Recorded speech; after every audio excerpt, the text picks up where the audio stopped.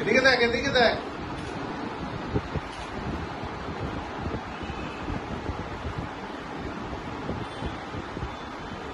Member আছে, ward member এবং আরেকজন রেসপেক্টেড পার্সন, ওনাকেও ডাকা হয়। ডাকা হয়ে ওর বাড়িতে ঢোকা হয় এবং ওর কাছ থেকে অনুমতি নেওয়া হয় যে মানে তার বাড়ি আমাদের কাছে এরকম ইনফরমেশান আছে যে তার বাড়ির ভেতরে এই জয়দেব দেবনাথও ও সেখানে পাইছি। জয়দেব দেবনাথ সম্পর্কে ওই যে প্রভারঞ্জন দেববর্মার ভাগিনা হয়। জয়দেব দেববর্মার কাছে এরকম মানে হিরোইন আছে, আমাদের কাছে আপনাদের বাড়িটা আমাদের তল্লাশি করতে হবে, আপনি আমাদেরকে অনুমতি দেন।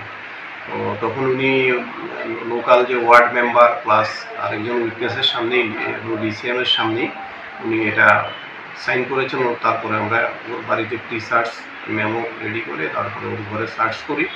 সার্চ করে ওই ঘরের ভেতর থেকে আমরা দুটা কেস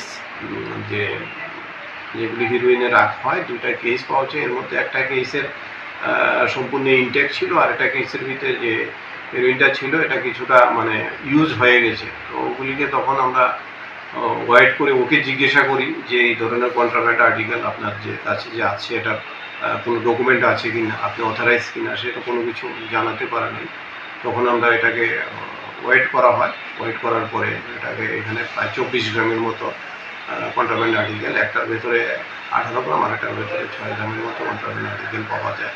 তো সেগুলিকে তখন এই সাক্ষীদের উপস্থিতিতেই আমরা এগুলিকে সিজ করি এবং তাদের পরিচয়কে আমরা আমাদের কাস্টডিতে নিই এবং একটা স্পেসিফিক কেস রেজিস্টার করা হচ্ছে। তাদের দুজনকে কি আপনি অ্যারেস্ট করছেন? হ্যাঁ, তাদের দুজনকে একটা স্পেসিফিক অ্যান্টিপিএস কেসে তাদের সাথে এগুলোর সাথে খালি কুটো, হ্যাঁ এগুলির সাথে আমরা প্রায় 500টার মতো আপনার খালি ভাইলসও পেয়েছি। আচ্ছা, এগুলোর সর্বমোট বাজার মূল্য কত হতে পারে? বাজার মূল্যটা তো যেটা 24 গ্রামে প্রায় 2 লাখ, 2.5 লাখ, 2.5 লাখ থেকে 2.5 লাখ টাকা এরকম হবে।